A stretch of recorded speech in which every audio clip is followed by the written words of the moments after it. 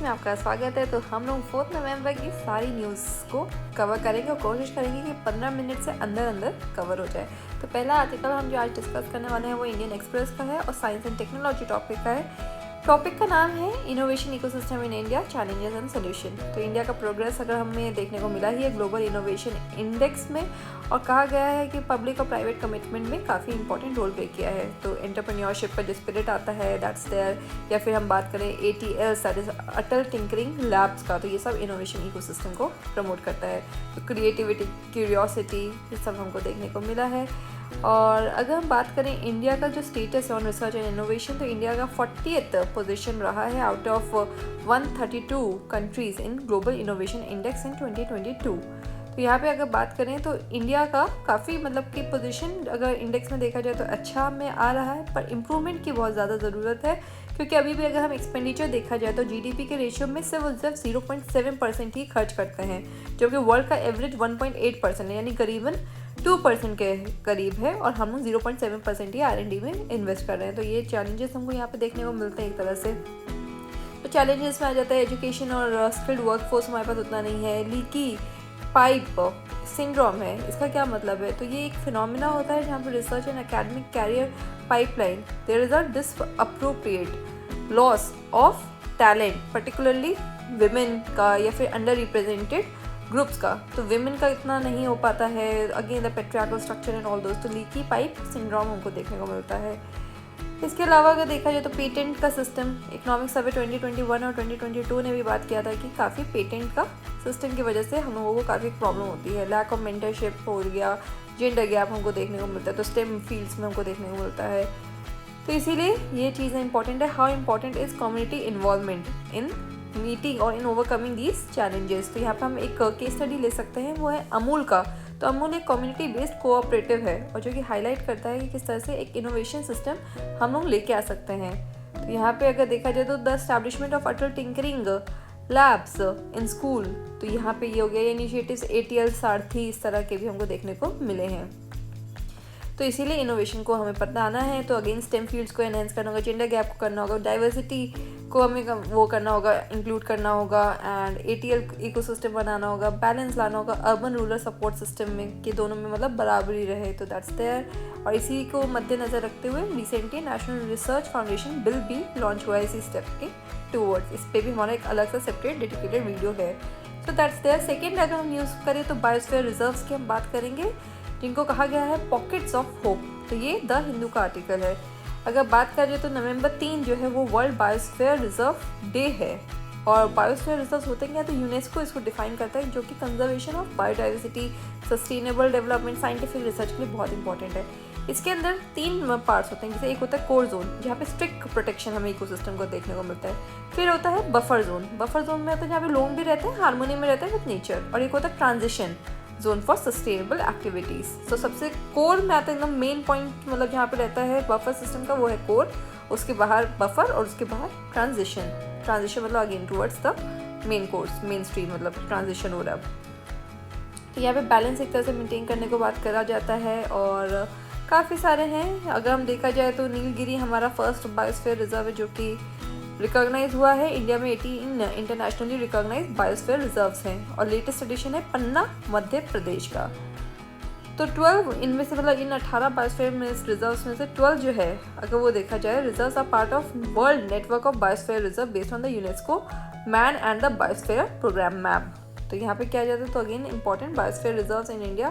तो cold desert है हिमाचल प्रदेश का, नंदा देवी है हमारा उत्तराखंड का, कच्छ गुजरात, और पंचमढ़ी है हमारा कहाँ का? मध्य प्रदेश का है। अचानकमल अमरकंटक है हमारा छत्तीसगढ़ मध्य प्रदेश का। नीलगिरी है हमारा कहाँ का? कर्नाटका का। अगस्त्यमाला है हमारा तमिलनाडु केरला का। फिर तमिलनाडु में से ही आ जाता है हमारा गल्फ ऑफ मन्नार। और शेचलम, जहाँ पे अगेन हमारी जो पुष्पा राज आई थी, तो शेचलम हमारा आंध्र प्रदेश। सिंपलीपाल हमारा उड़ीसा का है। सुंदरबंस हमारा वेस्ट बंगाल का है। नोकरेक हमारा मेघालय का है। अरुणाचल प्रदेश की अगर बात करें तो हमारा देबांग है। असम की अगर हम बात करें तो मानस दिब्रू सिकोवा है। सिक्किम की अगर बात करें तो कंचनजंगा है। और ग्रेट निकोबार, अंडमान एंड निकोबार। तो दैट्स देयर। तो these are the important biosphere reserves of India.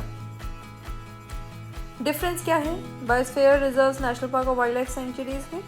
तो यहाँ पे अगर हम बात करें तो नेशनल पार्क की बात करें तो attention is not given to biotic component as a whole, ज़्यादा कंजर्वेशन यहाँ पे हम हैबिटेट्स जैसे वाइल्ड एनिमल्स का है उनका करते हैं। और अगर बात करें तो यहाँ पे बहुत सारे साइंटिफिक प्रिंसिपल्स नहीं यूज़ होते हैं and that's there. And wildlife sanctuary की बात करें तो attention is not given to biotic component as a whole, conservation rather is species oriented. तो वाइल्ड लाइफ सेंचुरी जैसे ग्रेट इंडियन बिस्टर्ड की हो गया तो एक स्पीशीज़ ओरिएंटेड है।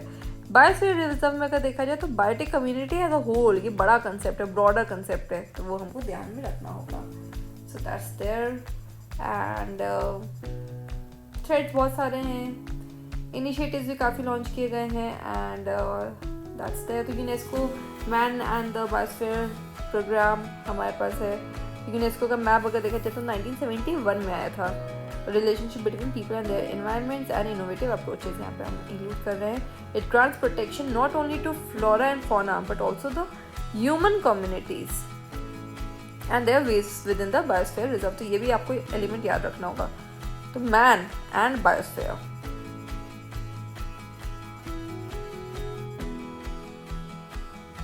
So that's there. And second अगर हम न्यूज़ देखें तो हमारे पास और अगर हम इम्पॉर्टेंट न्यूज़ की बात करें तो एक टर्म आई है वाइट हाइड्रोजन। ये हमारे टाइम्स ऑफ इंडिया में इम्पॉर्टेंट न्यूज़ बनती है।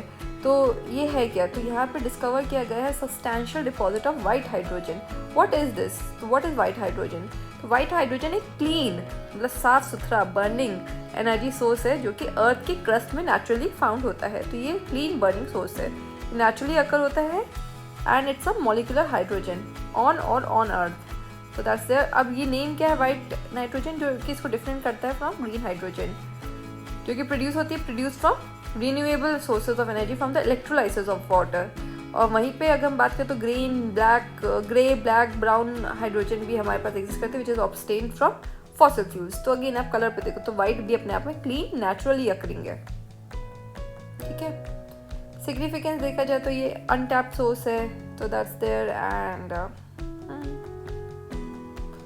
Human rights and agencies involve में अगर हम देखें तो यूएन की आज हम बात करेंगे तो UN again has said that there has been a rise in intimidation and violence in the West bank.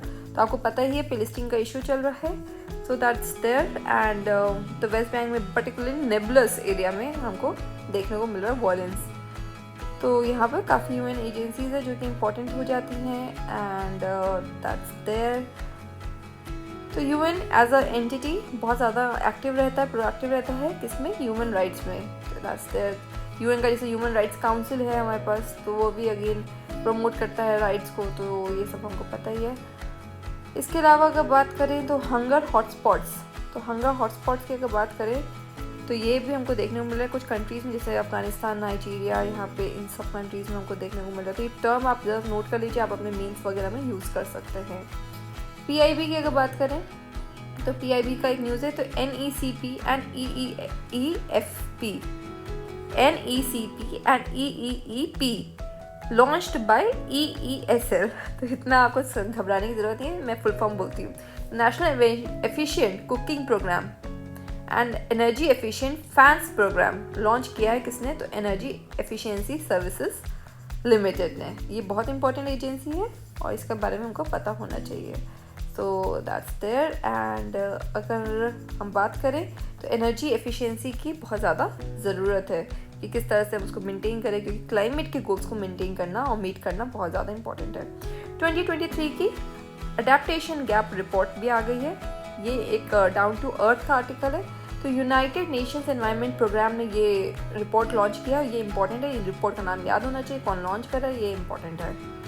सो यहाँ पे अगर बात करें कि अडेप्टेशन गैप का डिफरेंस देखने को मिल रहा है बिटवीन जो फंड्स की ज़रूरत है and the actual financial support जो मिला है, ये तो हमें पता ही है और ये इंडिया हमेशा से हाईलाइट भी कर रहा है। तो हाईलाइट किया गया है कि अडेप्टेशन फाइनेंस जो है वो 10 से 20 गुना ज़्यादा होगा तभी कुछ हो सकता है। तो develop country should double their climate finance actually. Adaptation cost भी अगर देखा जाए तो सिग्निफिकेंटली इंक्रीज हो जाएगी एंड क्योंकि सी लेवल राइज हमको देखने को बहुत सारी प्रॉब्लम्स है एंड फाइनेंशियल गैप बढ़ ही जा रहा है। Action plan on loss and damage has overlooked non economic losses, जिसमें कल्चरल हेरिटेज, इंडिजिनस नॉलेज का लॉस हमको देखने को मिलता है, इसलिए प्राइवेट इन्वेस्टमेंट भी आनी ज़रूरी है। Only 2% of the gender tagged international adaptation finance is gender responsive.